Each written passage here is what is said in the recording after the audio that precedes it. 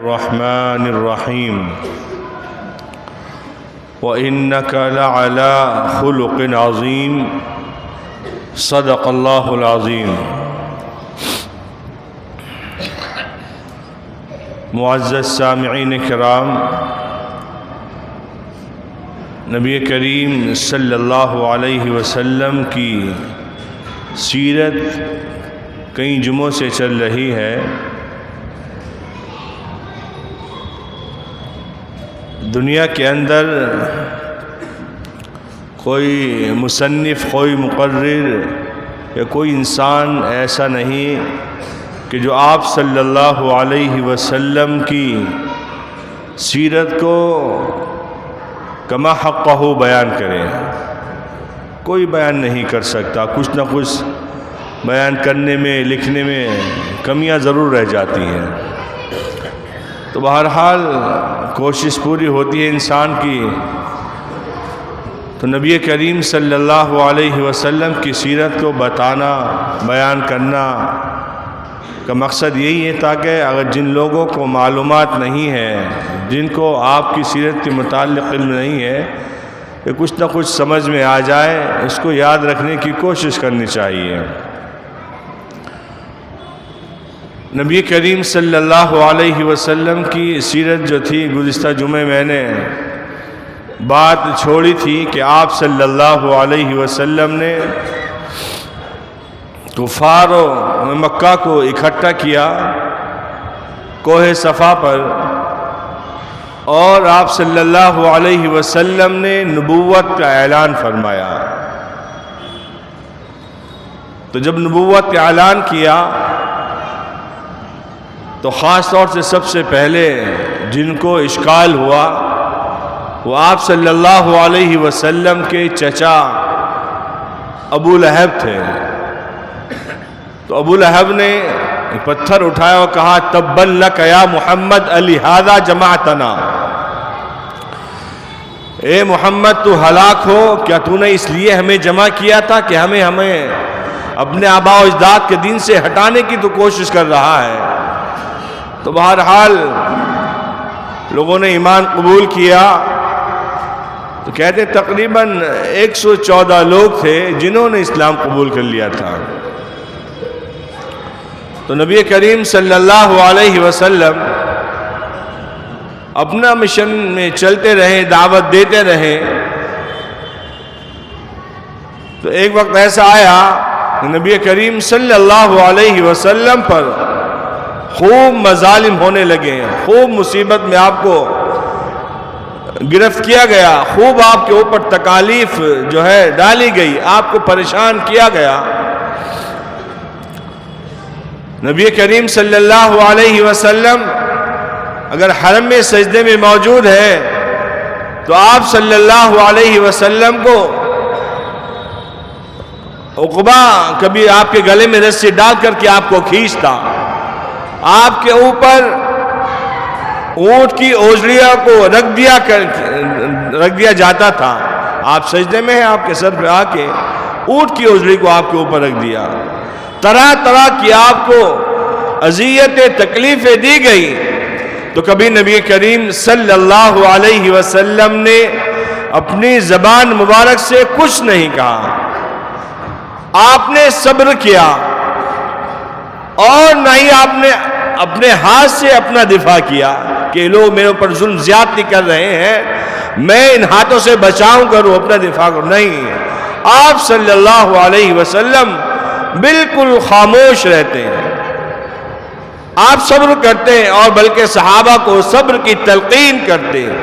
تو اس سے ہمیں یہی پتہ چلتا ہے کہ اگر ہمارے اوپر ظلم زیادتی ہو جائے، ہمارے اوپر مصائب کے پہاڑ ٹوٹے، پریشانیاں آئے، تو انسان کو حتی الامکان صبر کرنا چاہیے۔ انسان صبر کرے گا، لیکن جب ایک وقت ایسا آتا ہے اگر صبر کا پیمانہ اچھل جائے، لبریز ہو جائے، تو اس موقع پہ ہماری سیرت کیا کہتی ہے، تو ہمیں پھر وہی کام انجام دینا چاہیے۔ تو بہرحال نبی کریم صلی اللہ علیہ وسلم اپنی زبان سے کچھ نہیں کہا کرتے تھے، نہ ہاتھوں سے دفاع کرتے، نہ زبان سے کچھ کہنا، کہ صاحب کوئی ان کو کلمات کہے، نہیں، بلکہ خاموش اختیار کر لیتے۔ اتنے میں حضرت ابو بکر صدیق رضی اللہ تعالی عنہ آئے، دیکھا کہ اے عقبہ، کہ تو اس وجہ سے محمد صلی اللہ علیہ وسلم کو ستا رہا ہے، پریشان کر رہا ہے، کہ انہوں نے ایک اللہ کا وحدانیت کا اعلان کیا ہے، تم سب کو ایک اللہ کی طرف لانا چاہتا ہے، تو تم اس وجہ سے آپ صلی اللہ علیہ وسلم کو تکلیف میں مبتلا کر رہے ہو، آپ پریشان کر رہے ہو، یہ تو تمہیں جہنم سے بچانا چاہتے ہیں، تمہیں جنت کی طرف لے آنا چاہتے ہیں۔ تو بہرحال نبی کریم صلی اللہ علیہ وسلم پر کفار بڑے ظلم زیادتی کیا کرتے تھے، یہاں تک کہ کچھ روایتوں میں آتا ہے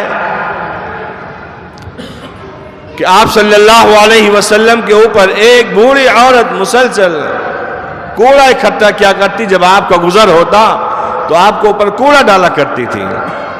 تو کافی دن ہو گئے، عرصہ گزر گیا، نبی کریم صلی اللہ علیہ وسلم نے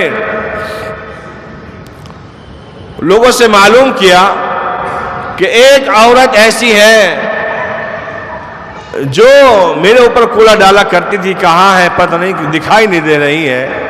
تو لوگوں نے کہا کہ وہ تو بیمار ہے۔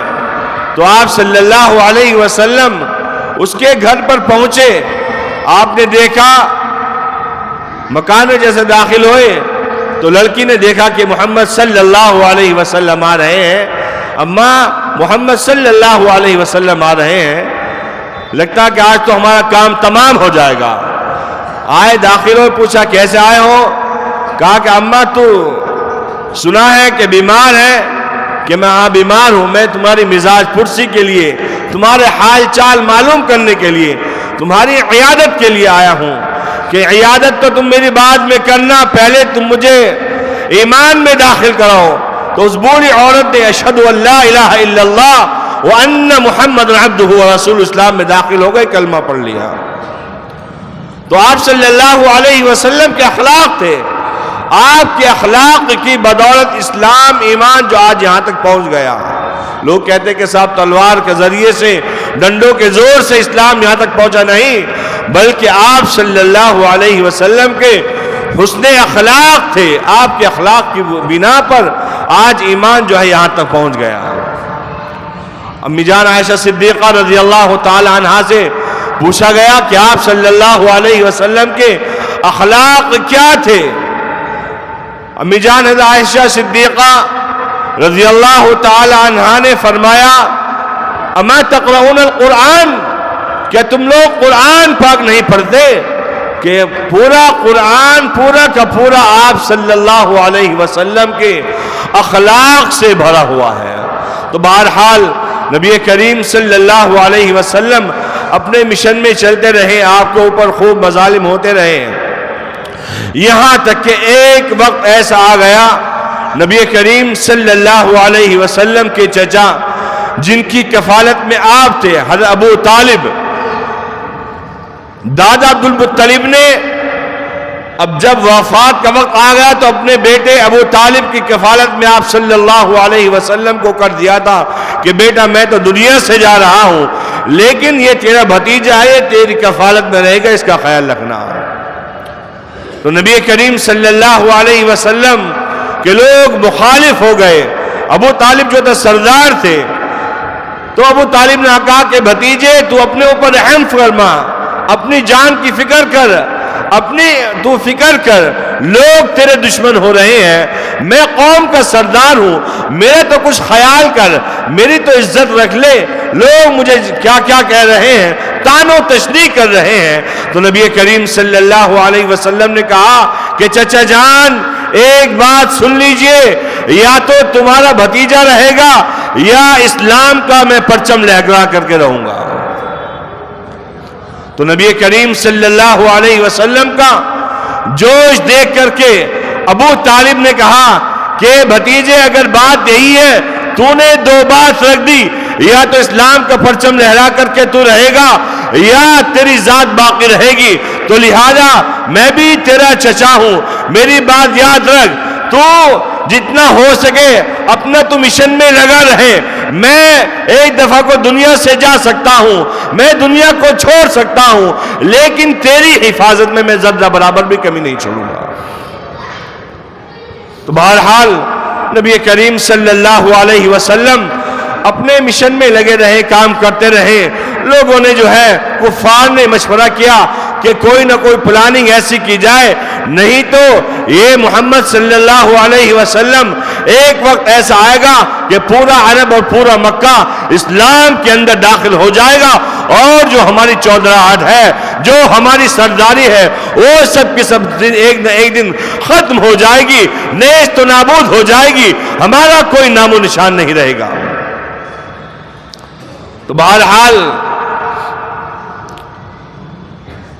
ایک کفار نے اپنے ایک دو نمائندوں کو پلاننگ کرنے کے بعد نبی کریم صلی اللہ علیہ وسلم کے پاس بھیجا. یہی عقبہ اور غالباً نضر بن حارث وغیرہ آپ صلی اللہ علیہ وسلم کے پاس آئے. آپ صلی اللہ علیہ وسلم سے کہا کہ اے محمد صلی اللہ علیہ وسلم, آپ اگر مکے کی سرداری چاہتے ہیں تو ہم آپ کو مکے کی سرداری دے دیں گے.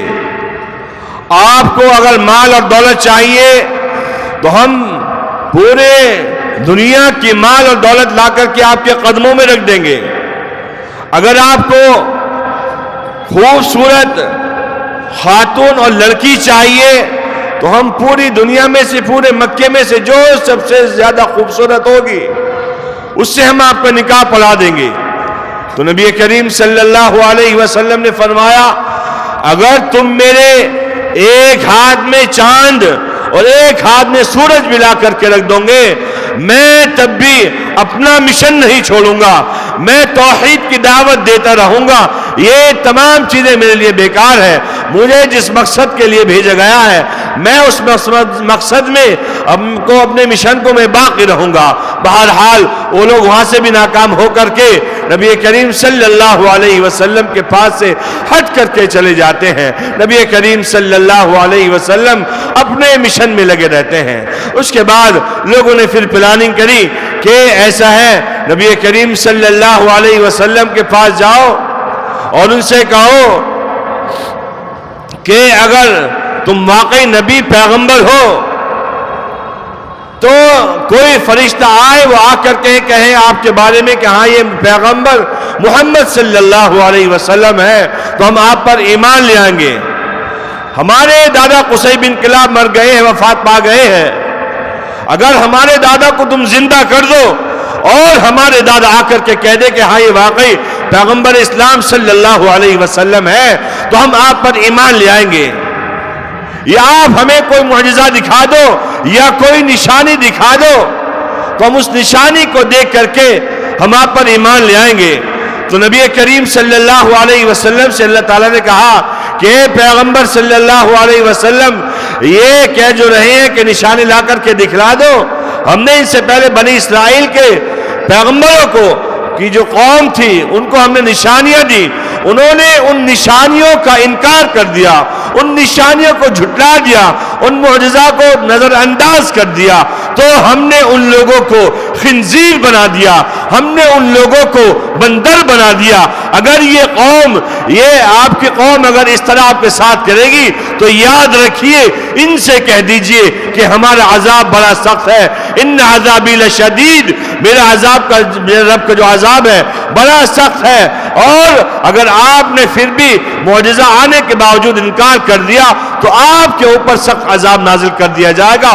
ہو سکتا ہے اللہ تعالیٰ آپ کو بھی بندر بنا دے, آپ کو بھی خنزیر بنا دے, ہو سکتا ہے اللہ تعالیٰ آپ کی بستی کے تختہ پلٹ دے.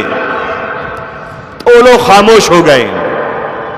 اب کیا کریں کہ صاحب معجزہ کے بھی ان لوگوں نے انکار کر دیا, اگر یہ معجزہ پیش کیا جائے گا تو ہمارے اوپر عذاب نازل کر دیا جائے گا, تو ہم ایمان کیسے لائیں, کیا کریں. تو بہرحال انہیں تو ایک دشمنی تھی, عداوت تھی کہ کسی نہ کسی طرح پیغمبر اسلام صلی اللہ علیہ وسلم کا جو اسلام یہ ہے مذہب یہ ختم ہو جائے, آپ صلی اللہ علیہ وسلم کا خاتمہ ہو جائے.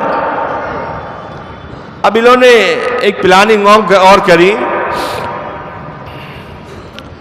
کہ یہود مدینہ کے پاس جاؤ، جو مدینہ کے یہود ہے ان سے کہو کہ وہ کوئی ہمیں استفتا دے، کوئی فتویٰ دے، کوئی سوالات بتائے کہ جو ہم پیغمبر اسلام صلی اللہ علیہ وسلم سے معلوم کریں، اگر واقعی ان کے کہنے کے مطابق یہ کھرے اترے تو ہم ان پر ایمان لے آئیں گے۔ تو لوگ یہود مدینہ کے پاس پہنچے، جو مدینہ کے سردار تھے، یہودی لوگ تھے، انہوں نے کہا کہ ایک ہمارے یہاں مکے میں محمد نامی ایک شخص ہے جو نبوت کا دعویٰ کرتا ہے، کہتا ہے کہ میں پیغمبر آخر الزمان صلی اللہ علیہ وسلم ہوں۔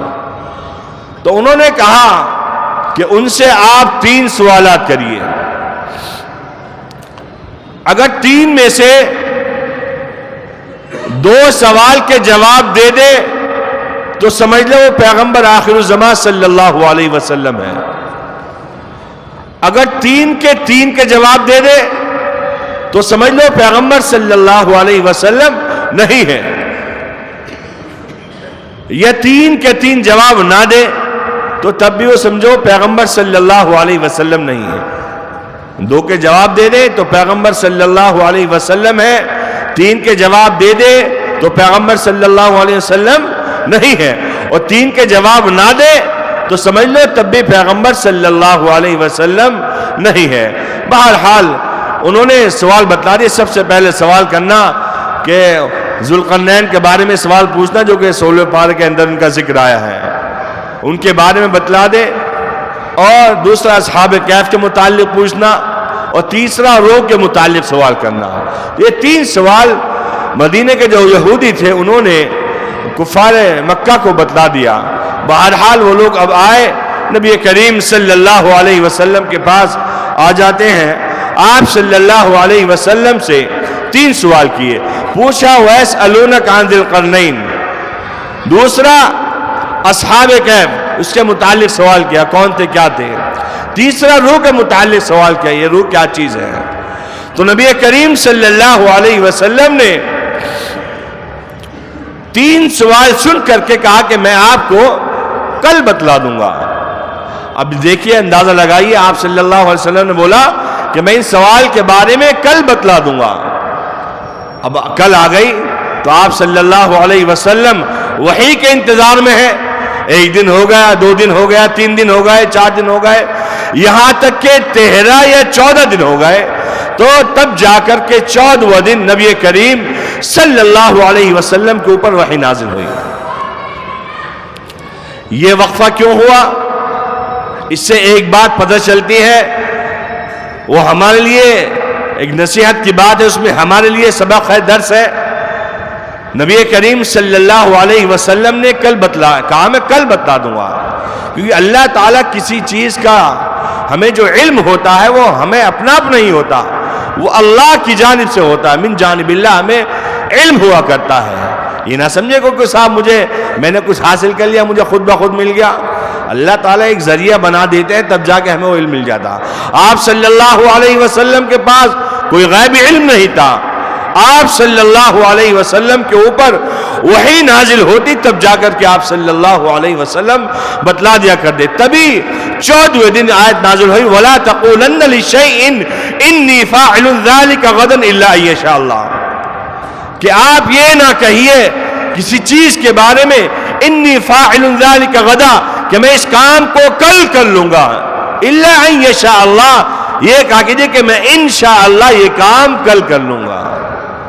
تو یہ ہمارے لیے اللہ کے رسول صلی اللہ علیہ وسلم کو اللہ نے جو یہ کام، یہ جو 13-14 دن وحی منقطع رہی، تو اس میں امت کے لیے ایک سبق ہو گیا، جب بھی فیوچر میں اور آنے والے ٹائم میں تم کوئی کام کرو تو تم اس کام سے پہلے کہہ دو کہ انشاءاللہ میں یہ کام کل کر لوں گا، انشاءاللہ میں کل دہلی چلا جاؤں گا، انشاءاللہ میں کل آپ کے پاس آؤں گا۔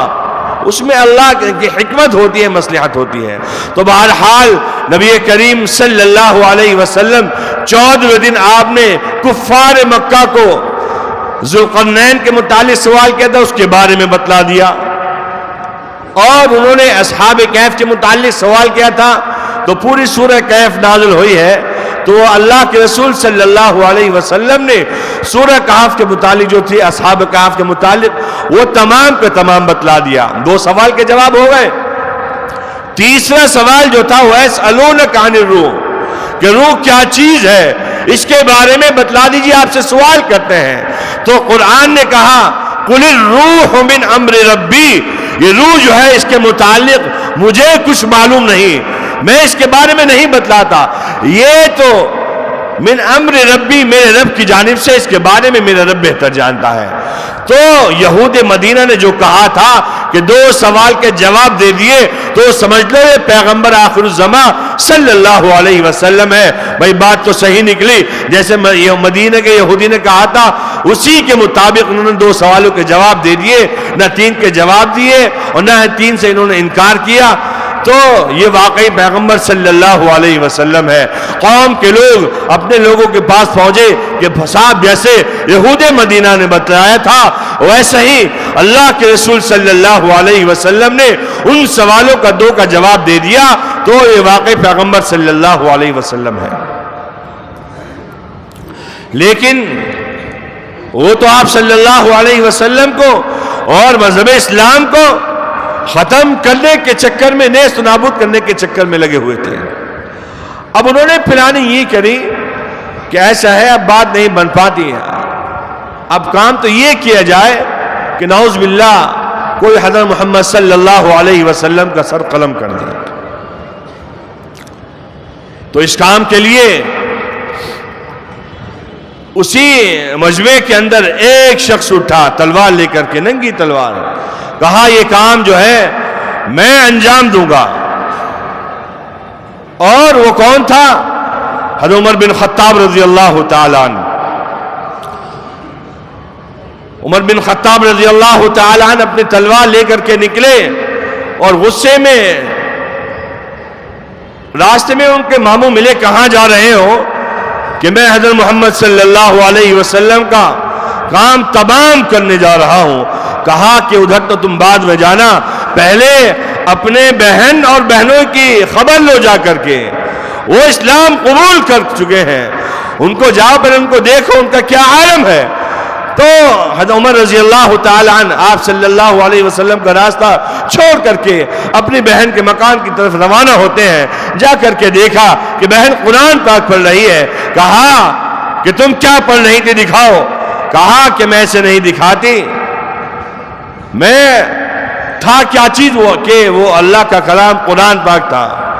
تو عمر رضی اللہ تعالیٰ عنہ نے بہن کو اور بہنوں کو اتنا مارا کہ لہولہان ہو گئے اور بہن جو ہے بے ہوش ہو گئی۔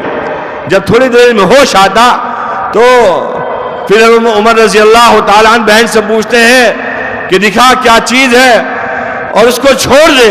تو بہن نے کہا کہ اے عمر یاد رکھ، جو خون تیرے اندر ہے وہ خون میری رگوں کے اندر بھی ہے۔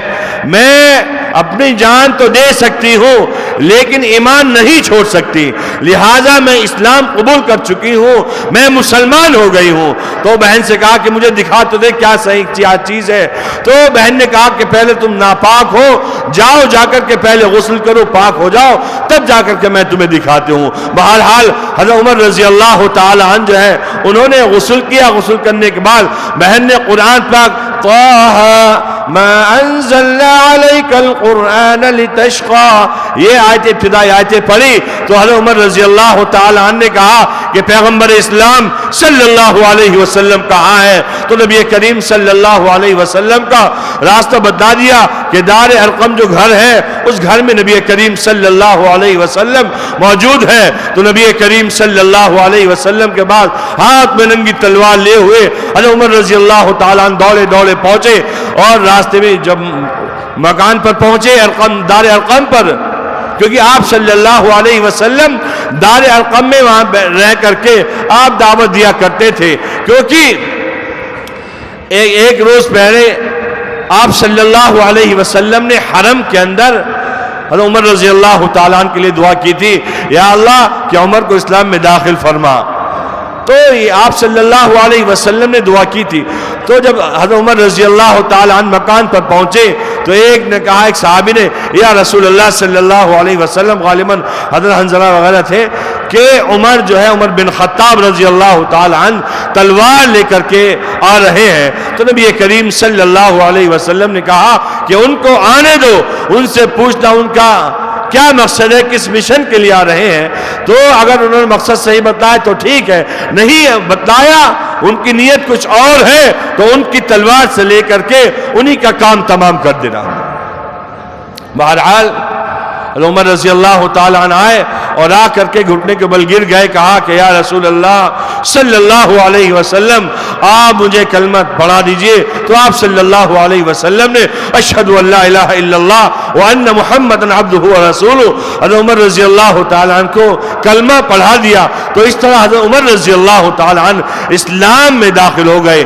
تو عزیزوں، یہ اسلام جو یہاں تک پہنچا ہے، سب اللہ کے رسول صلی اللہ علیہ وسلم کے اخلاق کی وجہ سے، آپ کے اخلاق کی بدولت سے یہ اسلام یہاں تک کے پہنچا، نہ کہ تلوار اور ڈنڈوں کے زور پر اسلام یہاں تک پہنچا ہے. تو ہم سب کو چاہیے، آپ صلی اللہ علیہ وسلم نے جیسے ایک کفار کی کافرہ بوڑھی عورت کی کس طرح آپ نے عیادت کی، اور بھی آپ صلی اللہ علیہ وسلم کے بے شمار واقعات ہیں جس سے آپ صلی اللہ علیہ وسلم کے حسن اخلاق کا پتہ چلتا ہے. تو پوری امت کو چاہیے ہمیں اپنے اندر اچھے اخلاق پیدا کرنے چاہیے. آج مسلمانوں کے اخلاق غیروں کے اندر پہنچ چکے ہیں، غیروں کے طور طریقے ہمارے اندر آ چکے ہیں. اللہ تبارک و تعالی ہم سب کے اندر اخلاق حسنہ پیدا فرمائے. آپ صلی اللہ علیہ وسلم کی تعلیمات کے مطابق ہم سب کو عمل کرنے کی توفیق عطا فرمائے. آمین. وآخر دعوانا ان الحمد للہ رب العالمین.